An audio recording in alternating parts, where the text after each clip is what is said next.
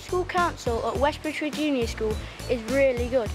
Every pupil in school is on the school council, but we also have a team of 33 Year 6s that make up our school council committee. School council committee lead the school council. We all have different roles in the council committee. There are council leaders, the fundraisers, the behaviour monitors, the problem solvers, the playground monitors, the minute takers and the reflectionist. The reflectionist is everyone I thought of the day after the school council meeting, like always remember to say thank you or think about the environment. Our teacher, Mr Masovic, is in charge of our school council, but she doesn't interfere like some adults do. She lets us run it ourselves and decide how things should work, and we prefer it that way because it teaches us responsibility and organisation. It's really cool being on the school council committee, and all the younger pupils want to be on it when they reach Year 6. You can influence how the school's run, the teachers listen to you, you get to help people, and you get a lot of responsibility and respect. Thank you, Mr Knight. It's really important to understand why you've got a school council in the first place. It's like this. You've got your school, and your school has got lots of kids in it. Loads of important things happen in school, and it used to be that the teachers decided everything and we decided nothing. But then someone really clever thought it'd be a good idea to ask us kids how we wanted our school to be run. That's when school councils came about. It gives all the pupils a chance to say what affects them.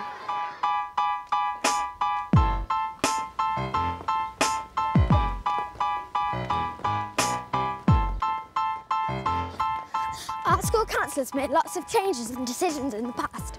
We got more playground equipment at lunchtimes. Improved toilets and how they're treated. Respect for the school environment and garden areas. And problem solving for children, by children.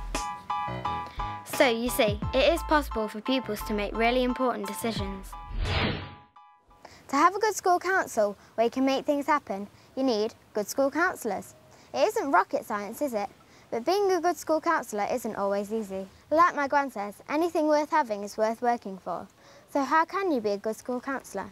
Well, here are the rights and wrongs. Number 1, be a good communicator. Right, my mate wants to know if we can play a game with the ball at a time, You know what I mean?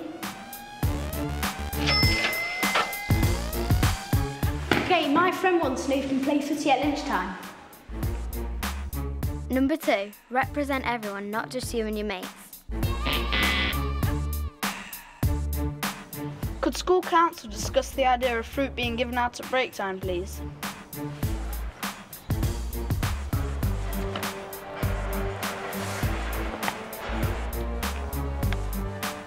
No, we don't like fruit. Whilst I'm not a fan of fruit, I'll certainly put a suggestion in for you. Yay, thank you. Number 3, be trustworthy.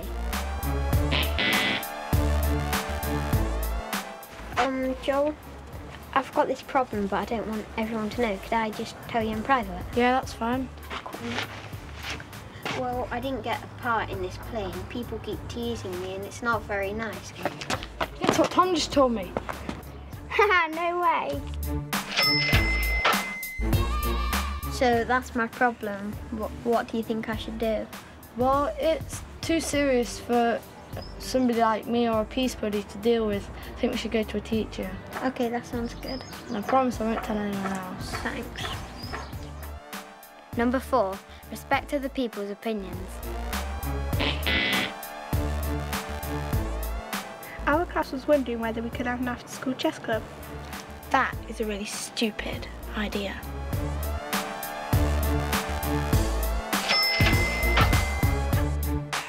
Right, who fancies a nice game of chess? Number 5, be friendly and approachable. We think there's a litter problem in the playground. Can the council do anything about it? Oh, well,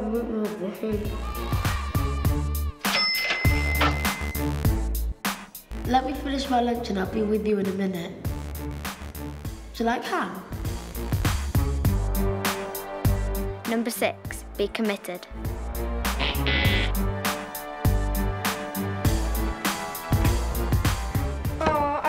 bothered. I want to go and play footy with my friends, and I'm hungry.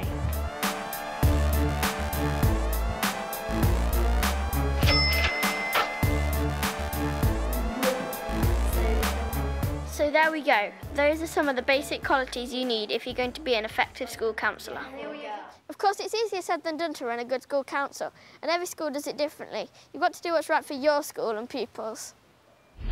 And we're going to show you exactly how we do it here at West Bridgford Junior School.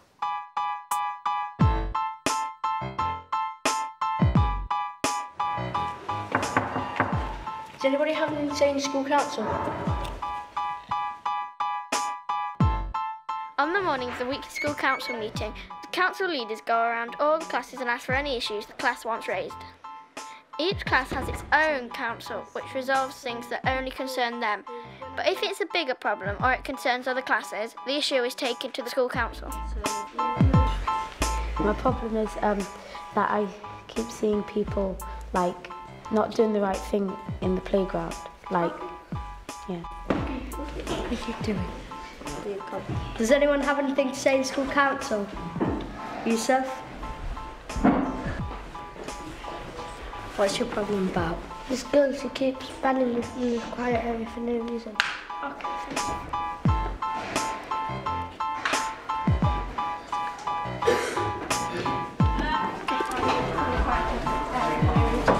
Megan wants to actually say something to you. It's this problem about a girl in our class, because some people have been mean to her. Okay. Saying stuff. There's some people who, when I go into the toilet, they're not washing their hands. Okay, thank you. Once they've written down all the issues, they make an agenda. That's a list of everything they'll say at the meeting, and it means they don't miss things off. Should we put Tim with litter? Yeah.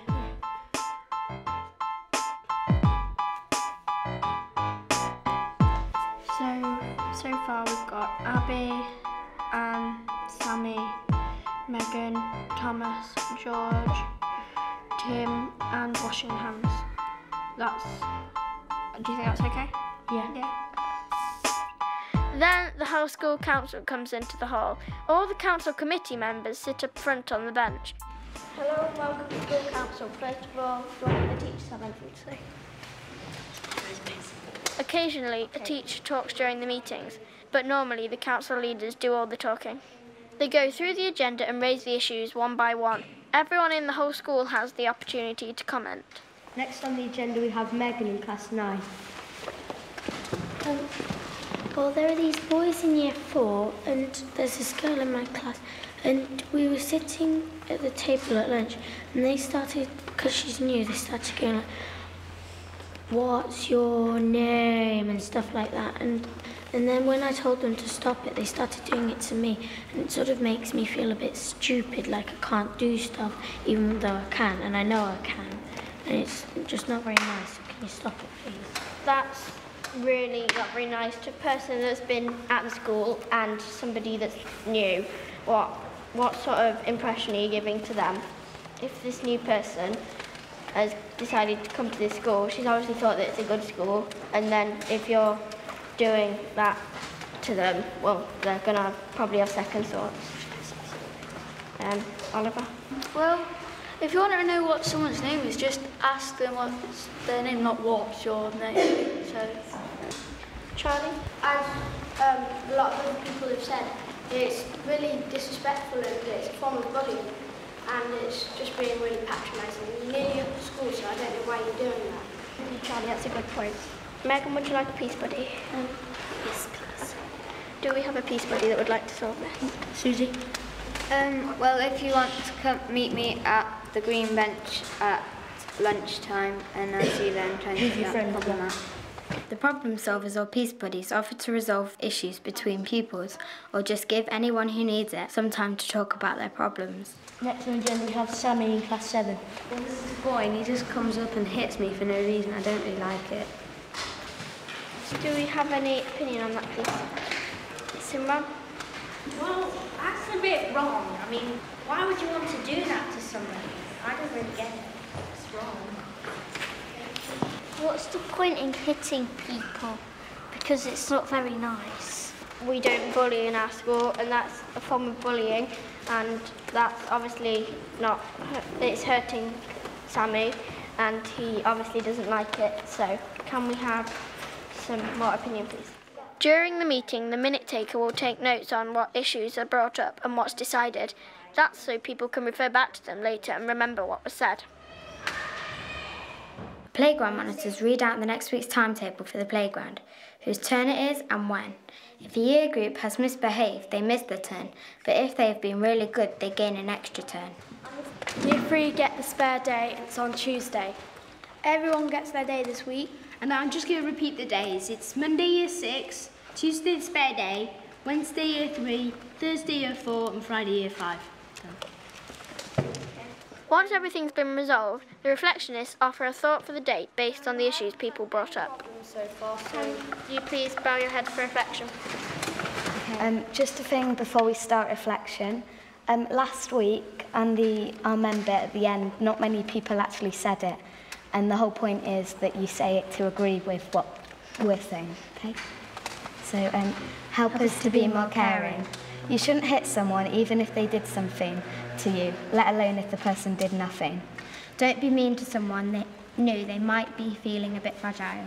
Beanbags can really hurt people as they've got hard beans in, and they may seem soft, but they're not. Don't ruin people's games. You wouldn't like it if they did it to you. Remember to wash your hands after you've gone to the toilet, and if there isn't any soap, just tell Mr. Britton. If you were nice and friendly to someone, they are more likely to let you play their games than if you nag them. Amen.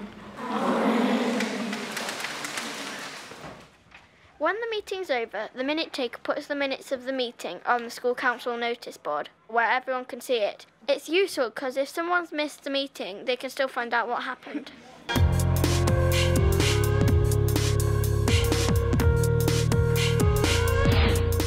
Not all councils are the same, because not all schools are the same, but the basics apply to everyone. You have to be a good communicator, represent everyone, be trustworthy, respect people's opinions, be approachable and be committed. Do that and you're on to a winner.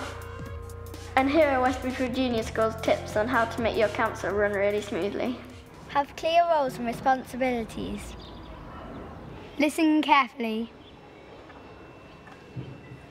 Always follow the same set routines. Keep organised notes of discussions. Go around the classes and pass on information. Remember to set an example to the rest of the school. All of this seems like a lot to remember, but if everyone works together, you'll end up with a really good school council. Good luck!